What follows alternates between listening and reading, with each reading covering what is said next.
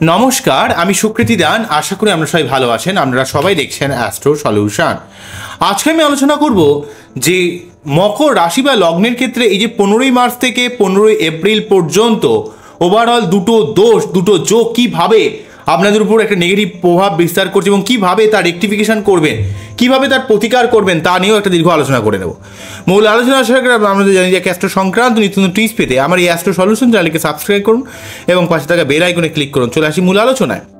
প্রথমেই বলবো, দেখুন, যদি খুব ভালোভাবে দেখেন যে মকর রাশি বা লগ্নের ক্ষেত্রে যেহেতু শনি আপনাদের ক্ষেত্রে ঠিক দ্বিতীয় ঘরে অবস্থান করছে, তাই আপনাদের ক্ষেত্রে একটা সাড়ে সাতির লাস্ট স্টেজ চলছে। অর্থাৎ যখন এই ঘরে অবস্থান করছিল, অর্থাৎ ধনুরাশির ঘরে, তখন ফার্স্ট স্টেজ শুরু হয়েছে। যখন মকরের ঘর দিয়ে পাস করছিল তখন কিন্তু সেকেন্ড স্টেজ। আর যখন আপনাদের ক্ষেত্রে সেকেন্ড হাউস দিয়ে পাস করছে রাশির এক্সপেক্টে, তাহলে কিন্তু সাড়ে সাতির থার্ড স্টেজ কিন্তু আপনাদের ক্ষেত্রে প্রভাব বিস্তার করছিল। তো যাই হোক, মেন এই জায়গাটা তো বুঝলেন।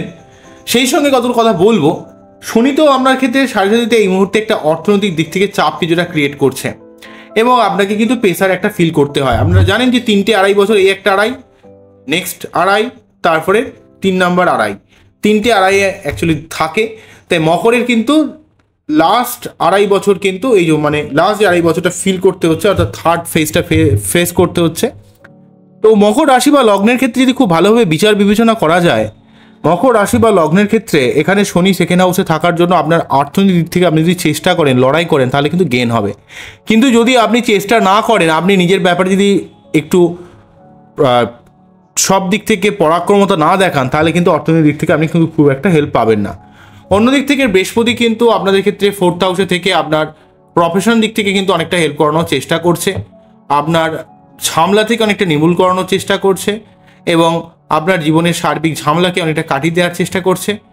এবং সেই সঙ্গে যেহেতু দ্বাদশ ভাবের উপর দৃষ্টি প্রদান করে কিন্তু আপনার জীবনের ব্যয়কে অনেকটা সংকোচ করার চেষ্টা করছে। এবং সেই সঙ্গে বৃহস্পতি যেহেতু আপনাদের রাশি বা লগ্নের ক্ষেত্রে যেহেতু এক্ষেত্রে 4th হাউসে অবস্থান করছে, যদিও কিন্তু সেই বৃহস্পতি কিন্তু দ্বাদশপতি এবং তৃতীয়পতি হয়ে 4th হাউসে অবস্থান করার জন্য পারিবারিক দিক থেকে আপনাকে অনেকটা শুভ ফল দেওয়ার চেষ্টা করছে।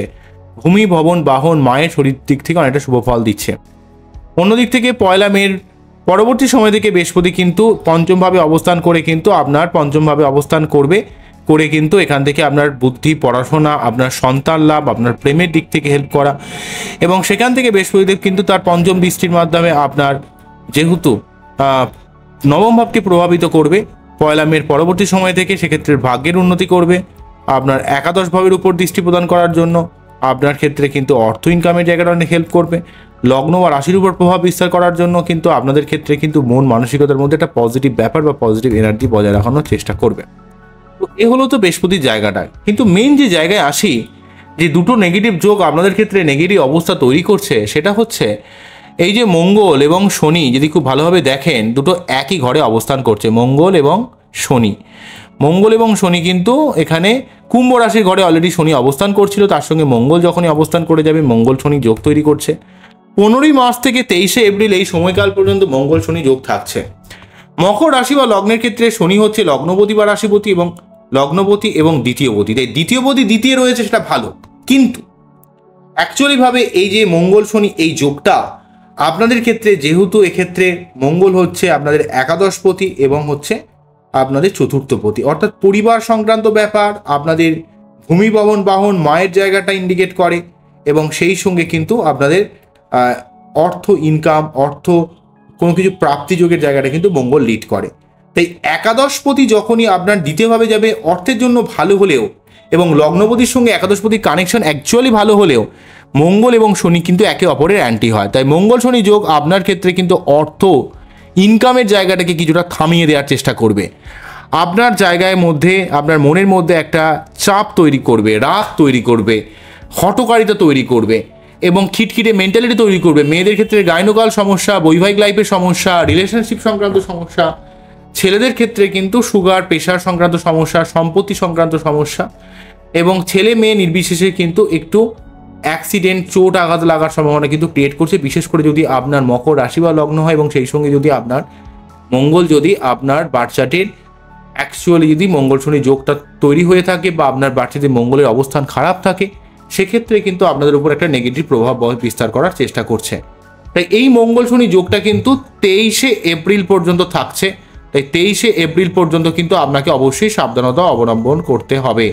23শে এপ্রিল পর্যন্ত কিন্তু মঙ্গল শনি যোগটা আপনাদের ক্ষেত্রে ক্রিয়েট করেছে। তো এই মঙ্গল শনি যোগ কিন্তু আপনাদের জীবনে সর্বাত্মকভাবে সেকেন্ড হাউসে অর্থ সেভিংসের দিক থেকে মানুষের সঙ্গে একটা খিটমিটে ব্যবহার তৈরি করে দেওয়া, রেগে যাওয়া, এবং তার উপর তো আমাদের পশ্চিমবাংলাতে অলরেডি ভোট আসছে। তো ভোটের একটা আবহ এখানে কিন্তু কিছুটা অস্থিরতা অবস্থা তৈরি করছে। তার উপর শনি মঙ্গল যোগ কিন্তু আপনাদের মধ্যে কিছুটা পাজেল অবস্থা কিন্তু তৈরি করে দিচ্ছে। তো এই শনি মঙ্গল যোগের ব্যাপারে আপনাদের একটু সাবধানতা অবলম্বন করতে হবে। প্রতি মঙ্গলবার হনুমান চল্লিশা পাঠ করতে হবে। আপনাকে মঙ্গলদেবের মন্ত্র পাঠ করতে হবে। মঙ্গলদেবের যে মন্ত্র, ওং ধরণী গর্ভ সম্বোধং বিদ্যুৎ পুঞ্জ সমাপ্রভম কুমারং শক্তি হাস্তাঞ্চং লহিতাঙ্গ নামাম্যহম। নেক্সট যে প্রসঙ্গটা বলবো সেটা হচ্ছে, আমরা যদি খুব ভালোভাবে খেয়াল করেন, টোটাল ফাল্গুন মাস ধরে কিন্তু রবি কিন্তু শনির সঙ্গে অবস্থান করছিল। ঠিক আছে, এই শনির সঙ্গে রবি অবস্থান করছিল। রবি কিন্তু 14ই মে কিন্তু রবি রাশি পরিবর্তন করে এখানে মীন রাশির ঘরে প্রবেশ করে গেছে এবং রাহু যুক্ত হয়েছে। যদি খুব ভালোভাবে খেয়াল করেন, রবি কিন্তু রাহু যুক্ত হয়েছে। এখানে রাহু যুক্ত হয়েছে কিন্তু 14ই মার্চ থেকে রবি রাহু যোগ, গ্রহণ দোষ, আপনার সম্মানহানি, আপনার পিতার সঙ্গে মনোমালিন্য বা পিতার শরীর স্বাস্থ্যের ব্যাপারে সাবধান হতে হবে। এবং যেহেতু আপনার বাচ্চাতে অষ্টমপতি রবি, সে যেহেতু পীড়িত হয়ে যাচ্ছে, তাই আপনার শরীরকে কিছুটা খারাপ করে দেওয়া, আপনার মধ্যে একটা অস্থিরতা অবস্থা, আপনার দিক থেকে একটা মান সম্মানের হানি ক্রিয়েট করা, আপনার দিক থেকে যোগ্যতা অনুযায়ী সেভাবে ফল না দেওয়া, আপনার ইমিউনিটি পাওয়ার কিছুটা খারাপ হয়ে যাওয়া, রবি রাহু যোগ কিন্তু থাকবে টোটাল চৈত্র মাস জুড়ে, যতদিন ধরে মীন রাশি ঘরে অবস্থান করবে। এই যে রবির এই অবস্থানটা অ্যাকচুয়ালি চলবে 14ই মার্চ থেকে 13ই এপ্রিল পর্যন্ত। 13ই এপ্রিল কিন্তু রবি রাশি পরিবর্তন করে মেষ রাশির ঘরে প্রবেশ করে এখানে রবি কিন্তু বৃহস্পতি যুক্ত হবে, রবি বৃহস্পতি যোগ তৈরি করবে। তো এই যোগটা কিন্তু থাকবে 13ই এপ্রিল থেকে। 13ই এপ্রিল থেকে রবি যুক্ত হবে। 13ই এপ্রিল থেকে রবি বৃহস্পতি যোগ থাকলেও এই যোগটা কিন্তু খুবই ভালো যোগ, যেহেতু অষ্টমপতির সঙ্গে আপনাদের দ্বাদশপতির একটা কম্বিনেশন তৈরি হচ্ছে।